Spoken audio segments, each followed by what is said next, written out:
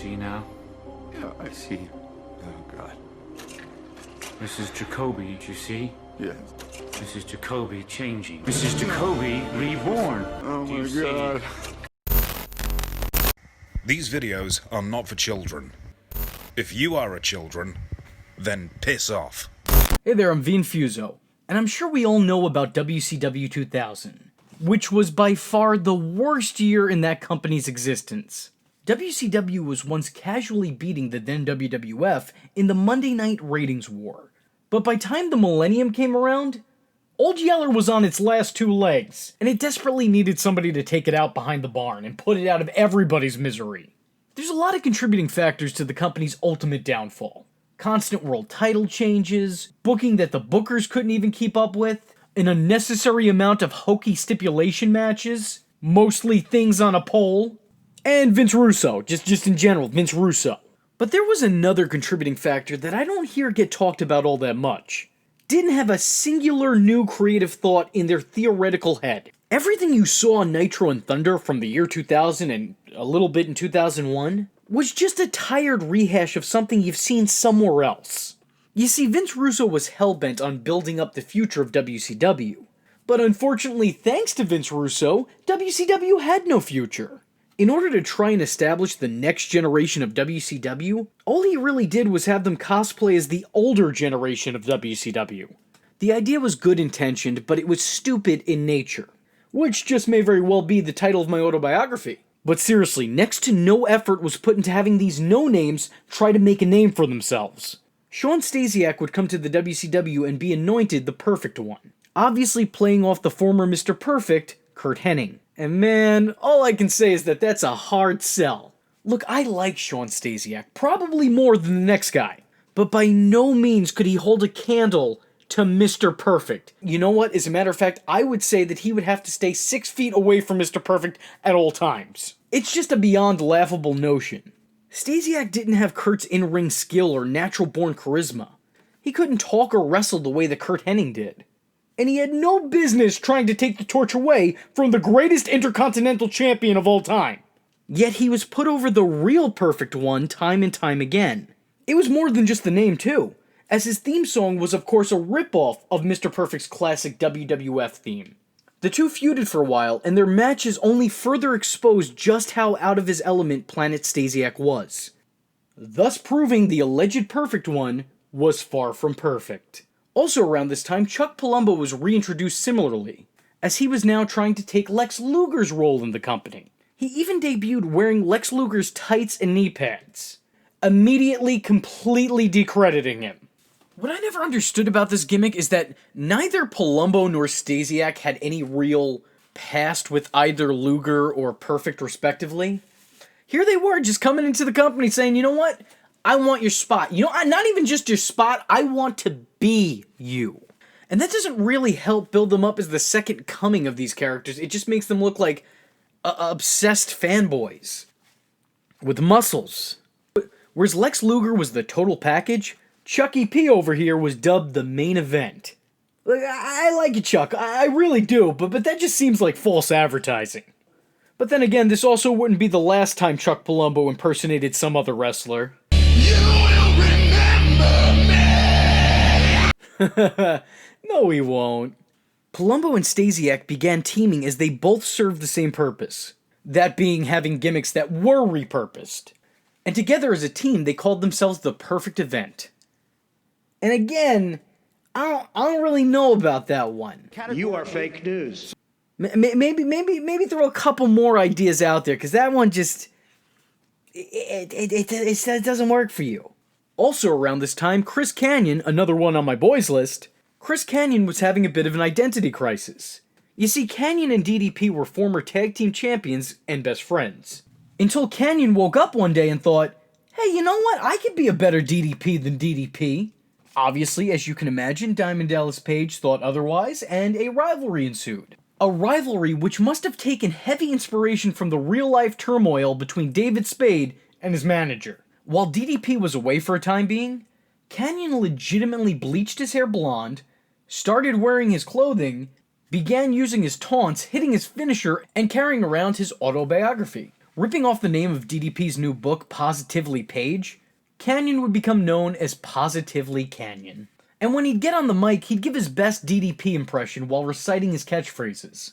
Granted, this time around there was a storyline reason for the change of character, as Kanyon was playing the obsessed jealous friend, but nonetheless there was a period of time where DDP wasn't showing up on Nitro, but Positively Kanyon was.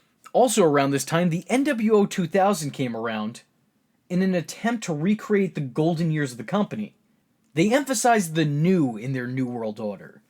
This wasn't the black and white, this was the black and silver. This was a new era. Except it wasn't. It's probably still to this day the lamest attempt at recreating the NWO brand. Well, you know, outside of TNA's Old Man NWO, that one was not good. And they weren't even the only team that got a comeback around this time period, as the Varsity Club came out of retirement. Though at least this time they came back as a self-aware parody of what once was. But they gave them so little TV time that it almost didn't seem worth the joke, so, you know, it is what it is. And it isn't a lot. The Nature Boy Ric Flair got a little Nate in the form of referee Charles Robinson. I don't know if this dude becoming Ric Flair's mini-me exactly counts for this list, but I feel obligated to at least mention it. So, there it is. There's a lot of dysfunction going on. Hell, come to think of it, Jeff Jarrett even thought he was Sting for a time being. I'm guessing around this time Vince was just getting used to computers and someone taught him how to copy and paste. Because really, that's the extent of all the work that was done here. Oh, this worked here. Let me just drag and drop, drag and drop, drag and drop. Why come up with something new when you could just rehash the same characters over and over again? And when WCW wasn't copying itself, it was usually copying the WWF. Ah! Drop my spatula. Me too.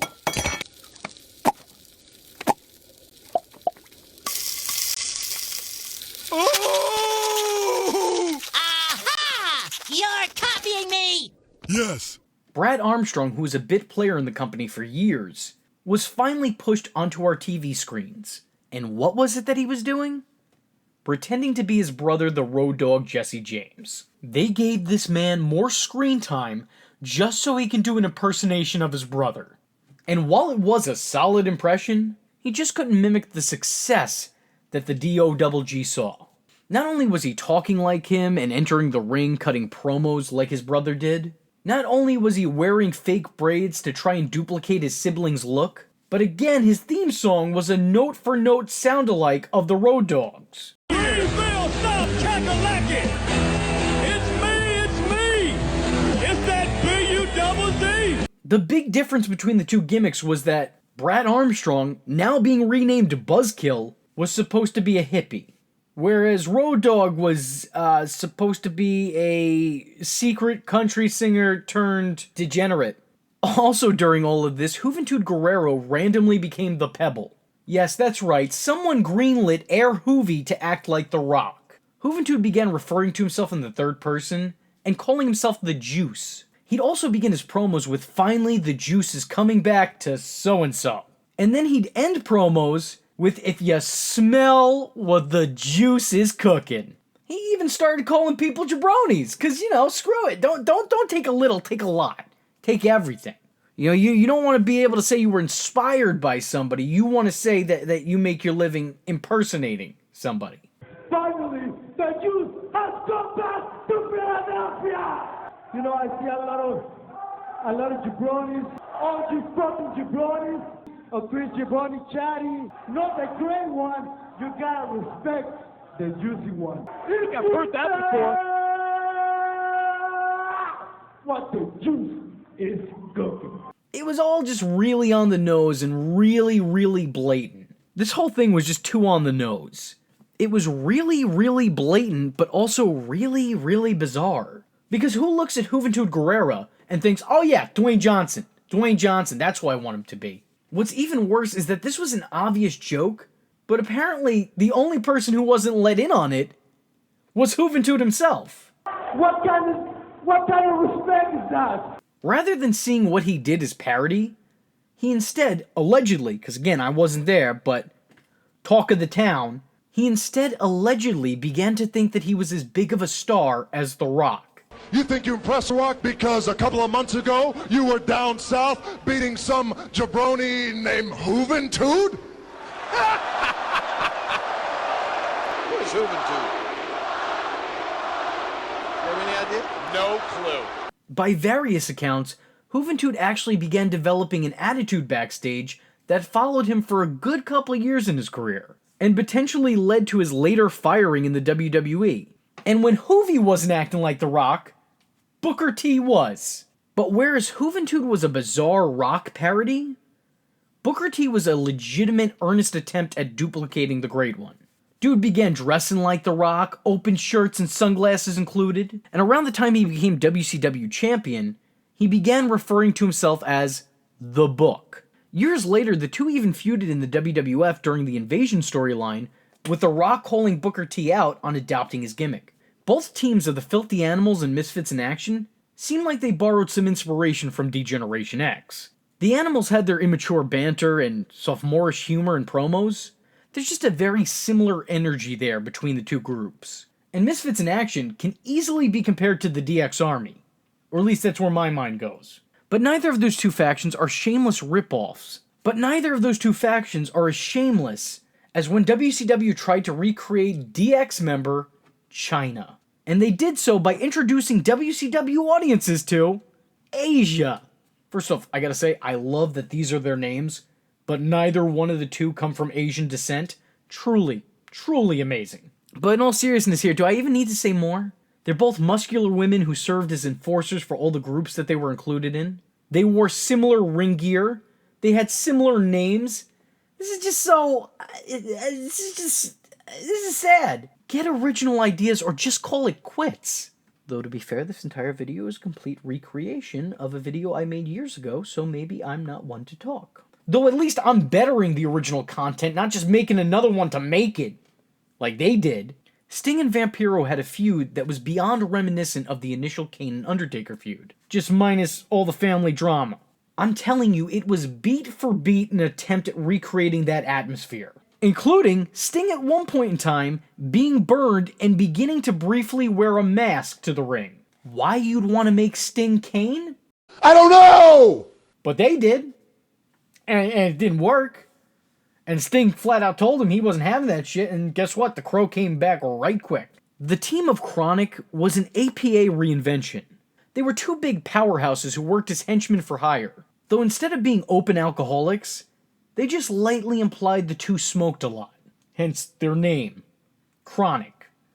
And also hence all the terrible jokes that would be made at the commentary table. I think the name of their finishers, too, were really on the nose with that, too. But the weirdest thing about it all is that they never seemed or acted like your typical stoners. Like, there was none of that. People who smoke are usually happy. These dudes were pissed. WCW issued the Hardcore Championship because the WWF had a Hardcore Championship. The WWF Hardcore Championship had a rule to it that the title would be defended 24 hours a day, 7 days a week. Anywhere and everywhere. So instead, WCW's Hardcore title had a Falls Count Anywhere rule that would allow matches to be taken absolutely anywhere, leading to a very similar feel between the two belts. Yes, they're different rules, but they had the same outcome, and that was wrestling matches not in a wrestling ring. We're talking backstage, we're talking out in public, we're everywhere. So different rules, same overall outcome. On top of that, the belt itself, the WCW Hardcore Championship, the belt's original design looked like the ECW Championship. And I'm pretty sure that wasn't by accident. Because the WWF had a commissioner at the time as an authority figure, it was great seeing names like William Regal and Shawn Michaels and Mick Foley really define that position. Seriously, William Regal especially, great in that role. Anyway, because the WWF had a commissioner, so did WCW.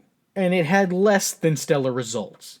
I'm sorry, giving the cat more TV time just ain't putting butts in seats. I liked to do it as a kid. He could throw a mean roundhouse kick. I'm just saying, I don't know if this was the right call. Ed Ferreira, a former WWF writer, became an on-screen personality. And that personality was Jim Ross. Yes, WCW, in their infinite wisdom at the time, had this no-name nothing mock good old JR, mimicking and mocking everything from his overly excited commentary, the way that he'd repeat himself, and his real-life Bell's palsy. You stay classy. Hell of a guy, that Ed Ferreira. I just find it funny how someone as talentless as Ed Ferreira actually had the balls to make fun of the greatest commentator the wrestling industry may have ever seen. But then again, I'm a YouTuber and I talk shit on everyone, so really, maybe Ed was just ahead of his time. The character was over the top and obnoxious. He was hard to sit down and listen to, which completely contrasts from the actual man that they're trying to parody.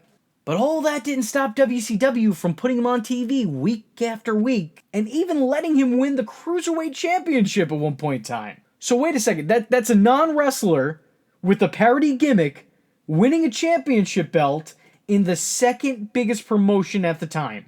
I can't imagine why WCW closed its doors just a year later. Also, another thing I don't hear spoken of too much around this time is that the company brought in Dr. Death for one of, if not the most forgettable run of his entire career, just so he could stand by this imposter. You know, because he was briefly managed by Jim Ross in the WWF, remember that? No? Oh, well then this joke just doesn't have any legs. And the writers just don't have any brains. This is just such a terrible waste of a great worker. And also a terrible excuse to put Ed Ferreira on our TV screens. I don't want any more of that. Get it off. Well, looks like business is about to pick up here, ladies and gentlemen. It's a five-time All-American from Oklahoma who wants to come out here. All-American from Oklahoma. Oh, boy, oh, boy, oh, my God. Oh, and now Tiger. There was a point in time where it looked like the former Goldust was trying to become WCW's Undertaker, but luckily that concept was dropped following an awesome entrance and a badly worked shoot promo.